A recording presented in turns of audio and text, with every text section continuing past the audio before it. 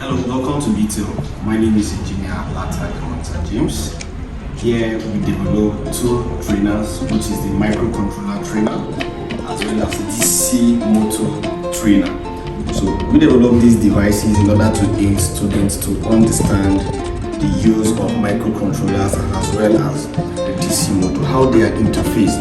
So we all know that microcontrollers are cheap, very tiny, and sometimes very difficult for students or anybody who is interacting with this to understand how to communicate with these devices as well as with other devices as well. So currently you can see that all the pins are being well defined, they are being enlarged so that anyone using them can easily interact and know where to have some of these connections. So we all have our jumpers and the system is already wired.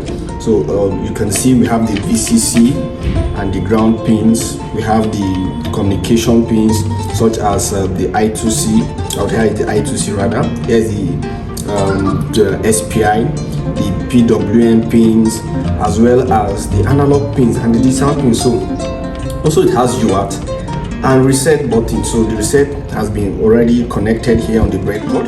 So you see it's much easier for every individual to learn. So we also have a power supply so that you wouldn't be bothered about getting another power supply elsewhere. All you need to connect it to a 220 power supply system.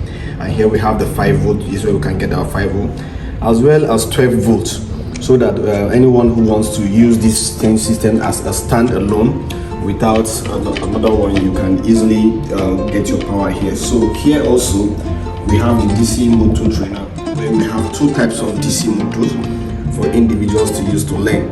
So we have the 5 volt DC motor as well as the 12 volt DC motor, and here we have MOSFETs that the individual can use to see the effect of having MOSFET with variable resistors, or you have the transistors, which we have the MJE3050 transistors.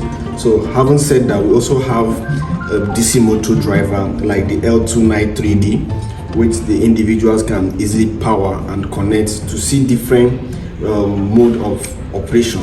And you have the microcontroller as well, which will be interfaced with this. So far we're going to just demonstrate a little of what the microcontroller can be used.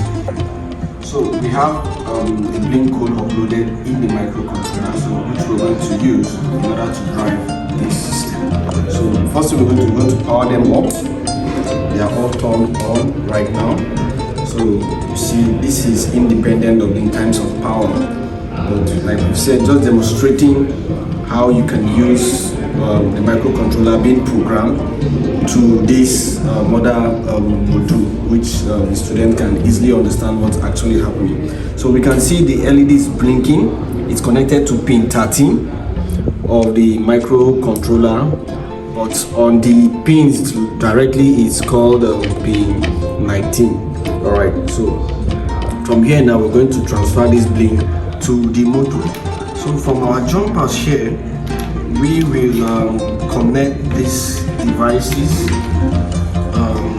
This we get the 12 volt rather, since it's a 12 volt motor right here, and the ground is heading straight down to the drain of the MOSFET.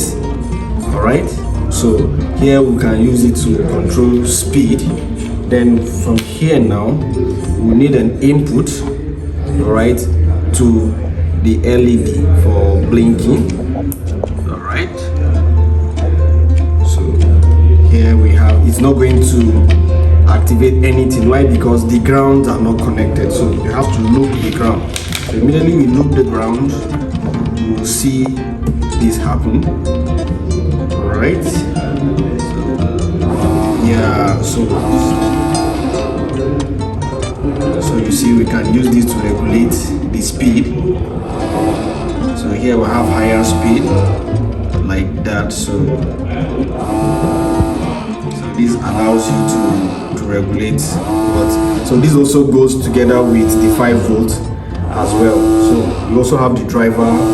If you want to have different directions, you can do this. Thank you.